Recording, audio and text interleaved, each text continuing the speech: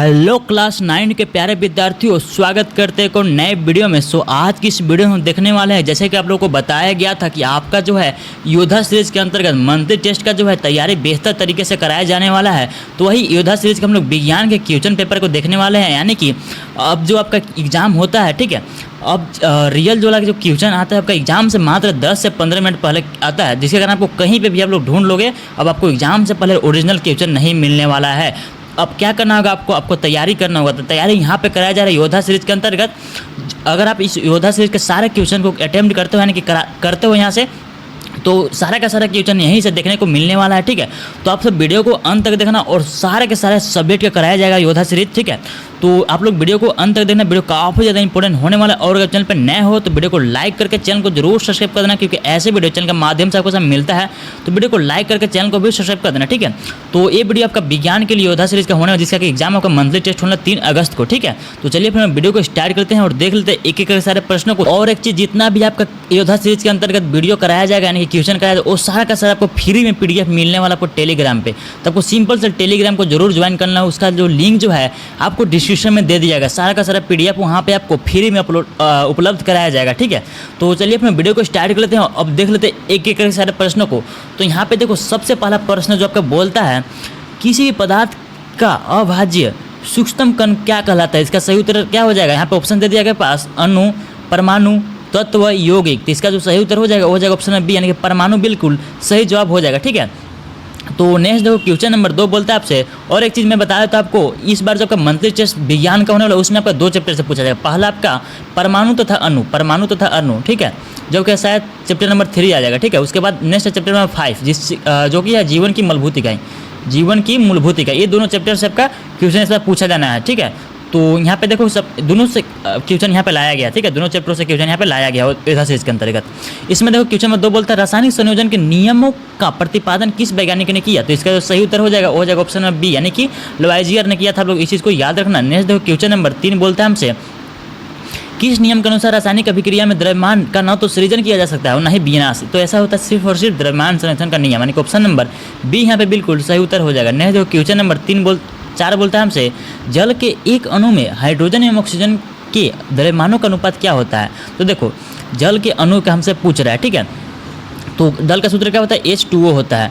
तो इसका कितना होता है द्रव्यमान, तो इसका होता है 1 होता है। और ऑक्सीजन का कितना होता है, ऑक्सीजन का कितना होता है, ऑक्सीजन का होता है 8 होता है ना, 8 दूना का 16 हो जाता है, ठीक है। तो हाइड्रोजन कितना आपके पास 2 है, तो यहाँ पे हम लोग लिखेंगे 2। अब क्या हो जाएगा, ये दोनों कट जाएगा, 2/16 कर दो तो क्या हो जाएगा, कट करके 1/8 हो जाएगा, यानी कि द्रव्यमान के अनुपात कितना हो जाएगा, 1:8 हो जाएगा, यानी कि ऑप्शन नंबर सी यहाँ पे बिल्कुल 4 का सही जवाब हो जाएगा, ठीक है।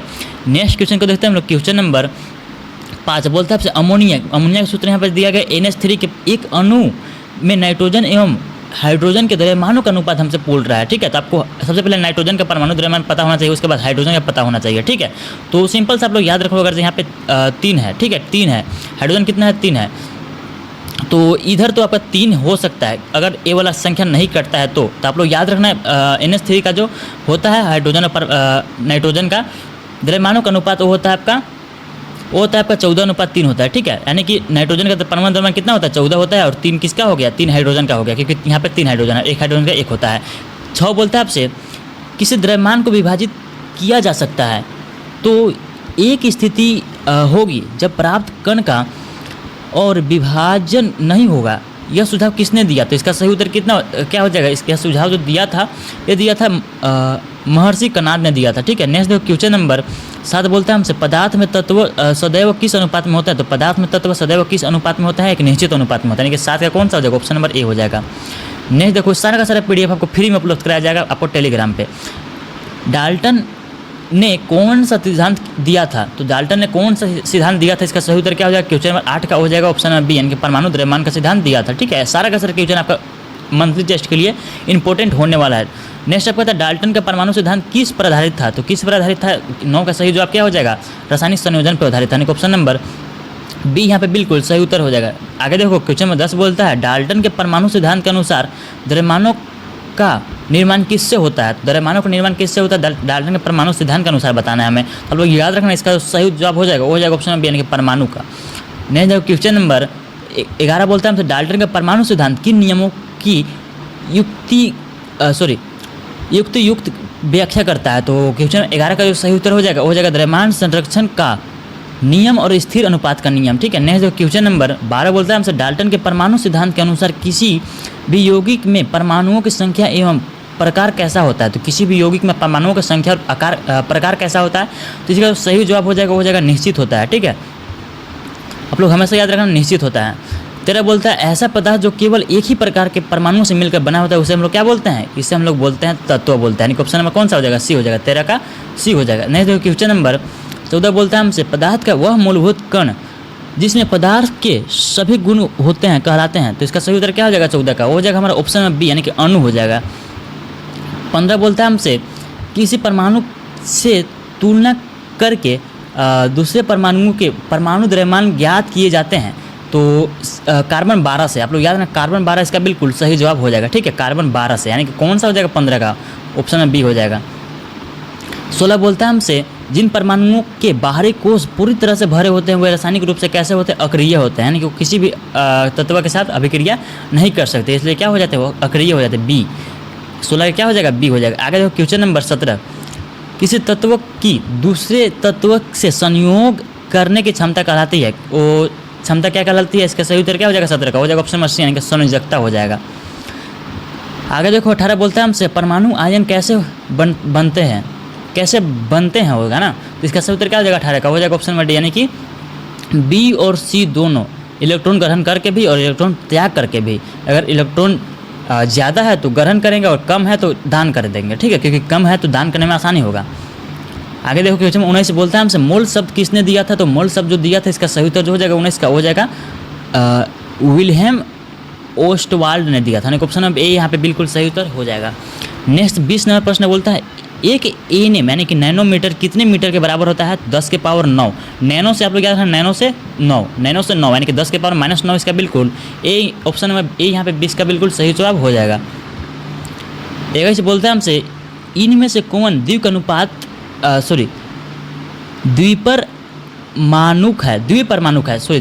हमसे बोला नहीं कि दो परमाणु वाला कौन सा इसमें, तो इसका सही उत्तर क्या हो जाएगा ए हो जाएगा, क्योंकि नाइट्रोजन के कितने परमाणु है इसमें 2 परमाणु है, तभी तो वहाँ पे N2 बना हुआ है। इलेक्ट्रॉन त्यागने पर परमाणु क्या बनाते हैं, तो इलेक्ट्रॉन अगर आपके पास अधिक पैसा है तभी तो आप किसी को दे रहे हो, तो क्या हो जाएगा प्लस में हो जाएगा। ठीक है, यानी कि धनायन हो जाएगा। ठीक है, तो इलेक्ट्रॉन त्याग कब करता है, जब उसके पास इलेक्ट्रॉन ज़्यादा हो जाता है, इसलिए क्या हो अमीर है, यानी कि उसे हम लोग क्या बोलेंगे धनायन बोलेंगे। ठीक है, पॉजिटिव बोलेंगे। तो इसे बोलता है निम्न में कौन एक परमाणु अणु नहीं है, एक परमाणु अणु नहीं है, तो आर्गन है, कलह है, तो है यहाँ पे नियॉन भी है, हीलियम भी, यानी कि ए, और यहाँ पे हाइड्रोजन को देखो, हाइड्रोजन क्या है 2 के साथ, यानी कि H2, तो ये एक परमाणु नहीं है, 2 परमाणु है। ठीक है, तो ऑप्शन नंबर क्वेश्चन नंबर 24 बोलता है अवोगाद्रो स्थिरांक का मान है, तो आप लोग याद रखना काफ़ी मोस्ट इंपॉर्टेंट क्वेश्चन है। ठीक है, आपके फाइनल एग्जाम के लिए भी, मंथली टेस्ट के लिए तो सारा का सारा क्वेश्चन इंपॉर्टेंट है। उसके बाद देखो क्वेश्चन नंबर 24 बोलता है से अवोगाद्रो स्थिरांक का मान हमसे पूछ रहा है, तो इसका सही उत्तर क्या हो जाएगा 6.22 गुना 10 के घात 2 इसका बिल्कुल सही जवाब हो जाएगा। ठीक है, कॉपर का प्रतीक होता है कॉपर यानी कि तांबा का प्रतीक क्या होता है, तो आप लोग याद रखना Cu होता है। ठीक है, कॉपर का प्रतीक। 26 बोलता है ऑक्सीजन का परमाणु द्रव्यमान क्या है, तो ऑक्सीजन का परमाणु द्रव्यमान जो होता है आप लोग याद रखना 16 होता है। ठीक है, 16 यानी ये कौन सा बी हो जाएगा 26 का। आगे देखो क्वेश्चन नंबर 27 बोलता है O2 का आणविक द्रव्यमान हमसे पूछ रहा है, तो एक ऑक्सीजन में होता है 16, तो 2 ऑक्सीजन में कितना हो जाएगा 32 हो जाएगा, यानी कि ए हो जाएगा। ठीक है, 27 का क्या हो जाएगा ए हो जाएगा ऑप्शन नंबर। CH4 का आणविक द्रव्यमान पूछा है, तो कार्बन का होता है 12 और H का कितना होता है 1 होता है, यानी कि 4, 12 प्लस का 4 कितना हो जाएगा 16 हो जाएगा। ठीक है, तो 28 का सही उत्तर क्या हो जाएगा ऑप्शन नंबर ए यानी कि 16 U इसका बिल्कुल सही जवाब हो जाएगा।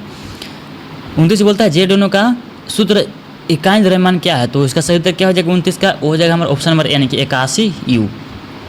उसके बाद यहाँ पर देखो क्वेश्चन नंबर 30 बोलता है सल्फेट आयन SO4 की संयोजकता क्या है, इसका संयोजकता आप लोग याद रखना, ऐसा तो इंपॉर्टेंट नहीं है, मंथली टेस्ट के लिए भी आप लोग याद रखना है। इसका जो संयोजकता होता है 30 का हो जाएगा ऑप्शन नंबर यानी कि 2 होता है। ठीक है, तो यहाँ पे हमारा 30 प्रश्न खत्म हो गया हुआ है। केमिस्ट्री का हम लोग देख रहे थे अब तक। ठीक है, केमिस्ट्री का देख रहे थे, हम लोग बायोलॉजी के कुछ प्रश्न देख लेते हैं, तो 30 से लेकर के और आपको 50 तक मिल जाएगा केमिस्ट्री का है, लेकिन हम लोग 51 पे चल रहे हैं ताकि हमें बायोलॉजी के देख सकें। आपको PDF दे दिया जाएगा। ठीक है, टेलीग्राम पे फ्री में PDF दे दिया, वहाँ से आप लोग सारा का सारा क्वेश्चन को आप लोग जरूर से जरूर देख लेना, एक बार कर लेना। ठीक है, तो हम लोग 51 से चलते हैं। यहाँ पे हमारा अब आ गया बायोलॉजी का।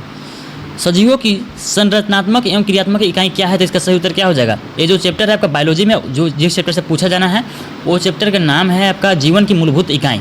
तो जीवन की संरचनात्मक एवं क्रियात्मक इकाई क्या है, तो इसका सही उत्तर क्या हो जाएगा, कोशिका। ऑप्शन नंबर ए इसका बिल्कुल सही उत्तर हो जाएगा। आगे देखो क्वेश्चन नंबर 52 बोलता है हमसे निम्न में कौन एक कोशिकीय जीव है, तो अमीबा इसका बिल्कुल सही उत्तर हो जाएगा। ठीक है, कवक एक कोशिकीय जीव नहीं है, बकरी भी नहीं है, भेड़ भी नहीं है, इसमें तो बहुत सारे कोशिकाएं होती है। किस वैज्ञानिक ने कोशिका के में केंद्र का पता लगाया था, तो किस वैज्ञानिक ने लगाया था, आपके पास ऑप्शन दे दिया गया। इसका सही उत्तर जो हो जाएगा 53 का, वो हो जाएगा हमारे पास ऑप्शन नंबर बी, यानी कि रॉबर्ट ब्राउन इसका बिल्कुल सही जवाब हो जाएगा। आगे 54 बोलता है हमसे केंद्रक में पाए जाने वाले गाढ़े द्रव्य को क्या कहते हैं, तो गाढ़े द्रव्य को हम लोग क्या बोलते हैं, आपको सही जवाब बताना है। सही उत्तर क्या हो जाएगा, ऑप्शन नंबर यानी कि केंद्रक द्रव्य बोलते हैं। ठीक है, नेक्स्ट क्वेश्चन देखो क्वेश्चन 55 बोलता है हमसे कोशिका द्रव्य में पाए जाने वाले अनियमित नलिकाओं के जाल को क्या कहते हैं, तो अनियमित नलिकाओं के जाल को हम लोग क्या बोलते हैं, अंतःद्रव्य जालिका, यानी कि ऑप्शन नंबर बी यहाँ पे बिल्कुल 55 का सही जवाब हो जाएगा। ठीक है, क्वेश्चन नंबर 56 बोलता है हमसे निम्न में से कौन एक कोशिकीय जीव नहीं है, एक कोशिकीय जीव नहीं है। अमीबा तो है, कवक नहीं है ना, पैरामीशियम भी होता है, क्लेमिडोमोनास भी होता है। ठीक है, तो कवक ऑप्शन नंबर डी यहाँ पे बिल्कुल हमारा सही जवाब हो जाएगा। ठीक है, 56 का डी। आगे देखो क्वेश्चन नंबर 57 बोलता है वे जीव जिनमें केंद्रक झिल्ली नहीं पाई जाती है क्या कहलाता है, तो जिनमें केंद्रक झिल्ली नहीं पाई जाएगी उसे हम लोग बोलते हैं प्रोकैरियोटिक, यानी कि 57 का क्या हो जाएगा, ऑप्शन नंबर बी हो जाएगा। ठीक है, उसके बाद यहाँ पर देखो क्वेश्चन नंबर 58 बोलता है जंतु कोशिका के सबसे बाहरी आवरण क्या होती है, तो जंतु कोशिका में पूछा जाए कोशिका भित्ति होता है, अगर जंतु कोशिका में पूछा जाए कोशिका झिल्ली होता है। ठीक है, कोशिका झिल्ली ऑप्शन नंबर ए यहाँ पे बिल्कुल सही उत्तर हो जाएगा। ठीक है, अगर पादप कोशिका पूछा जाता है पादप कोशिका का सबसे बाहरी का आवरण तो होता है कोशिका भित्ति। ठीक है, लेकिन हमसे फिलहाल पूछा है जंतु कोशिका, तो इसीलिए हम लोग यहाँ पे क्या टिक करेंगे, कोशिका झिल्ली टिक करेंगे। ठीक है, 59 बोलता है कोशिका में राइबोसोम की अनुपस्थिति में कौन सा कार्य संपादित नहीं होगा। ठीक है, अगर राइबोसोम ना हो तो कौन सा काम नहीं होगा, अगर कोशिका में राइबोसोम को हटा दिया जाए तो क्या नहीं होगा, तो प्रोटीन का संश्लेषण करता है राइबोसोम, तो प्रोटीन का संश्लेषण जो है रुक जाएगा। ठीक है, तो ऑप्शन नंबर डी यहाँ पे बिल्कुल 59 का सही जवाब हो जाएगा। इनमें से कौन बहुकोशिकीय नहीं है, मलेरिया परजीवी बहुकोशिकीय है, परजीवी कोई भी परजीवी बहुकोशिकीय नहीं है हमसे बोल रहा है। ठीक है, तो 60 का जो सही उत्तर हो जाएगा हो जाएगा ऑप्शन नंबर डी, यानी कि इनमें से सभी हो जाएगा। ठीक है, सभी बिल्कुल, यानी कि ऑप्शन नंबर डी यहाँ पे हम लोग टिक करेंगे। 61 देखो बोलता है आपसे इनमें से कौन प्रोटीन केंद्रक प्रोटीन निर्माण का केंद्र है, तो प्रोटीन निर्माण कहाँ पे होता है आपको बताना। अभी तुरंत क्वेश्चन आया था, राइबोसोम इसका बिल्कुल सही उत्तर हो जाएगा। ठीक है, ऑप्शन नंबर ए 61 का ए हो जाएगा। 62 देखो 62 बोलता है आपसे पादप कोशिका भित्ति मुख्यतः किससे बनी होती है, देखो मैंने बताया था कि पादप कोशिका का सबसे बाहरी का आवरण जो होता है वो होता है आपका कोशिका भित्ति, लेकिन कोशिका भित्ति बना किससे होता है, तो सेलुलोज से बना होता है। आप लोग याद, ऑप्शन नंबर ए यहाँ पे बिल्कुल सही जवाब हो जाएगा। ठीक है, 63 देखो पौधे की जड़ द्वारा जल का अवशोषण किस क्रिया द्वारा होता है, तो किस क्रिया द्वारा होता है, इसका सही उत्तर क्या हो जाएगा, अगर जल पूछे तो हो जाएगा प्रासरण, ऑप्शन नंबर सी हो जाएगा। 63 का क्या हो जाएगा सी। अगर यहाँ पे पूछता ऑक्सीजन गैस पूछता, जल की जगह पर गैस पूछता तो हम लोग विसरण को टिक करते हैं, लेकिन हमसे फिलहाल पूछा है जल, तो हम लोग यहाँ पे प्रासरण को टिक करेंगे। निम्नलिखित में से कौन गुण प्लाज्मा झिल्ली में पाया जाता है, कौन सा गुण प्लाज्मा झिल्ली में पाया जाता है, चयनात्मक परगामिया झिल्ली होता है, ऑप्शन नंबर बी यहाँ पे बिल्कुल सही उत्तर हो जाएगा। ठीक है, 64 का क्या हो जाएगा, बी हो जाएगा। ये तो क्लास 8 में ही पढ़ाया गया है आपको। जब किसी जीवित कोशिका को अति प्रसारी विलयन में डाला जाए तो क्या होगा, तो इसमें क्या हो जाएगा, वो फूल जाता है। ठीक है, यानी कि कौन सा हो जाएगा 65 का, वो हो जाता है संकुचित हो जाती है, यानी कि चिपक जाता है। ऑप्शन नंबर सी यहाँ पे बिल्कुल सही जवाब हो जाएगा। पौधों में गैसों का आदान प्रदान किस क्रिया द्वारा होता है, वही सेम क्वेश्चन मैंने बताया था, अगर गैसों के बारे में पूछा है पौधों में तो हो जाएगा विसरण हो जाएगा। ऑप्शन नंबर सी यहाँ पे बिल्कुल सही जवाब हो जाएगा। ठीक है, नेक्स्ट क्वेश्चन देखो क्वेश्चन नंबर 67 बोलता है आपसे निम्नलिखित कोशिका अंगों में से किसे आत्मघाती थैली कहा जाता है, लाइसोसोम को आत्मघाती थैली कहा जाता है, ऑप्शन में बी हो जाएगा ना 67 का। हाँ, 68 बोलता है आपसे कोशिका का बिजली घर किसे कहते हैं, तो माइटोकॉन्ड्रिया को बोलते हैं, ऑप्शन नंबर ए यहाँ पे बिल्कुल सही जवाब हो जाएगा। 69 बोलता है रंगीन प्लास्टिक को क्या कहते हैं, रंगीन प्लास्टिक को हम लोग बोलते हैं क्लोरोप्लास्ट, यानी कि ऑप्शन नंबर ए 69 क्या हो जाएगा, ऑप्शन नंबर ए इसका बिल्कुल सही जवाब हो जाएगा। 70 बोलता है आपसे इनमें से किसे ऊर्जा निर्माण का केंद्र कहा जाता है, तो ऊर्जा निर्माण कहाँ उत्पन्न होता है, माइटोकॉन्ड्रिया, ऑप्शन नंबर बी यहाँ पे बिल्कुल सही जवाब हो जाएगा। ठीक है, तो 20 हम लोगों ने क्वेश्चन देख लिया 51 से लेकर के 51 से लेकर के हम लोगों ने 70 तक क्वेश्चन देख लिया बायोलॉजी का, ठीक है। तो यहाँ पे हम लोगों ने टोटल ऑब्जेक्टिव के 50 क्वेश्चन देख लिया। बाकी क्वेश्चन जो बचता है ऑब्जेक्टिव में 40 क्वेश्चन इसमें ही इसी PDF में है। तो लोग टेलीग्राम से आप लोग देख लेना, उसका लिंक जो है टेलीग्राम का लिंक जो है डिस्क्रिप्शन में दे दिया गया। आप लोग टेलीग्राम को जरूर ज्वाइन करना, वहाँ पे जो है ये सारा का सारा PDF आपको फ्री में दिया जाएगा, ठीक है। अब हम सब्जेक्टिव प्रश्न को देख लेते हैं। सब्जेक्टिव प्रश्न हमारा ज़्यादा नहीं है, जल्दी से हम लोग सारा का सारा प्रश्नों को खत्म करेंगे, ठीक है।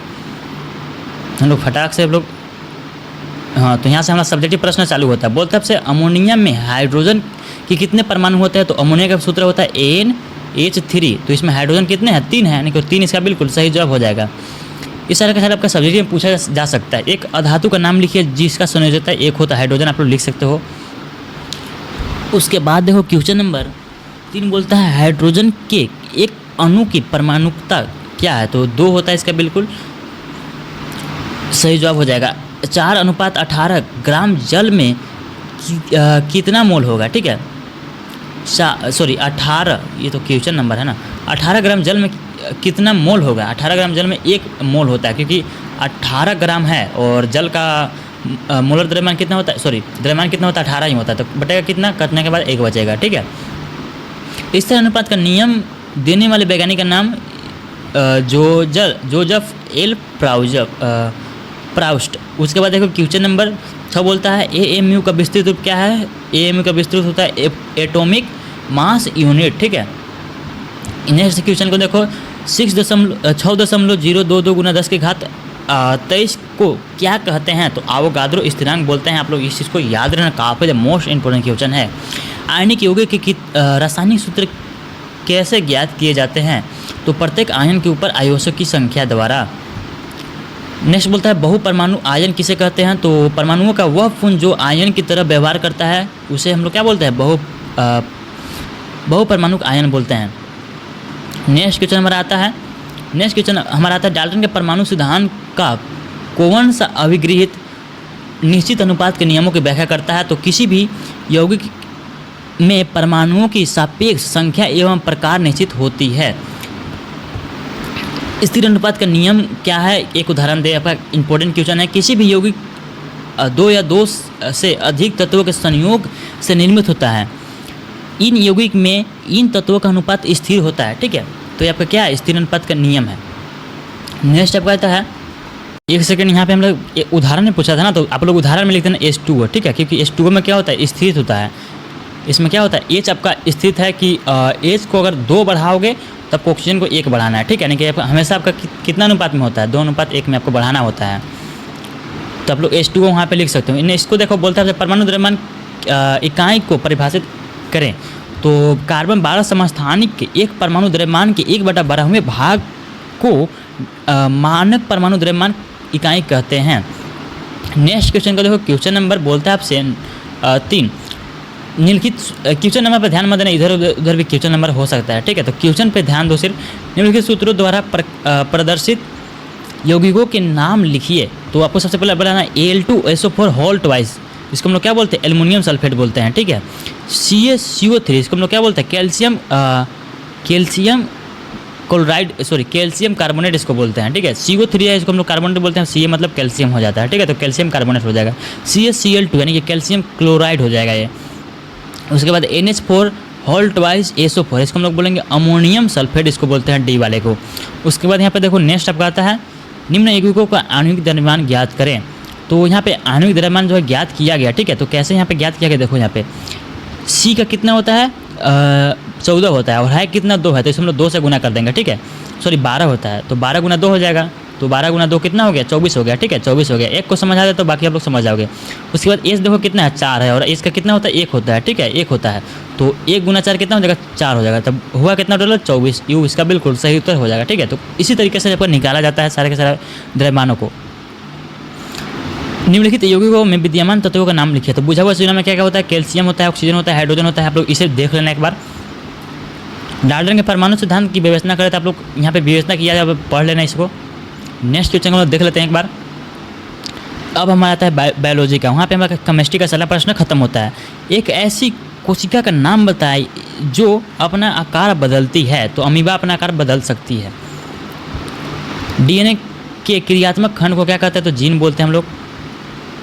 क्रोमोसोम किन किन अणुओं से मिलकर बना होता है, तो डीएनए तथा प्रोटीन से मिलकर बना होता है। खुरदरी अंतर्द्रव्य जालिका किसके कारण खुरदरी दिखाई देती है, तो राइबोसोम के कारण। उसी पर राइबोसोम क्या होता है, चिपके होते हैं बूंदा बूंदा करके, क्योंकि राइबोसोम कितना गोला का जैसा होता है, उस पर चिपका होता है। जिस क्लोरोप्लास्ट में क्लोरोफिल वर्णक होता है उसे हम लोग क्या बोलते हैं, तो क्लोरोप्लास्ट उसको बोलते हैं, क्रोमोप्लास्ट बोलते हैं। जिस क्रोमोप्लास्ट में क्लोरोफिल वर्णक होते हैं उसे हम लोग क्लोरोप्लास्ट बोलते हैं। ऐसे 2 कोशिका अंगों के नाम लिखिए जिनमें अपना अनुवांशिक पदार्थ होता है। तो सबसे पहले आपका माइटोकॉन्ड्रिया लिख सकते हो, उसके बाद प्लास्टिड आप लोग लिख सकते हो। एटीपी का पूरा नाम एंट्रोसिन ट्राइफॉस्फेट होता है। कोशिका विभाजन की वह प्रक्रिया जिनमें गुणसूत्रों की संख्या आधी हो जाती है उसे हम लोग अर्धसूत्री विभाजन बोलते हैं। लाइसोसोम का निर्माण कौन करता है, तो गोल्जी उपकरण करता है। लाइसोसोम का निर्माण कोशिका के निर्माण एवं संगठन की सभी आवश्यक सूचनाएं कहाँ मौजूद होती है, तो डीएनए में मौजूद होती है। तो आप लोग वीडियो को लाइक नहीं, वीडियो को जरूर लाइक कर देना और चैनल पर नए हो चैनल को जरूर सब्सक्राइब कर देना।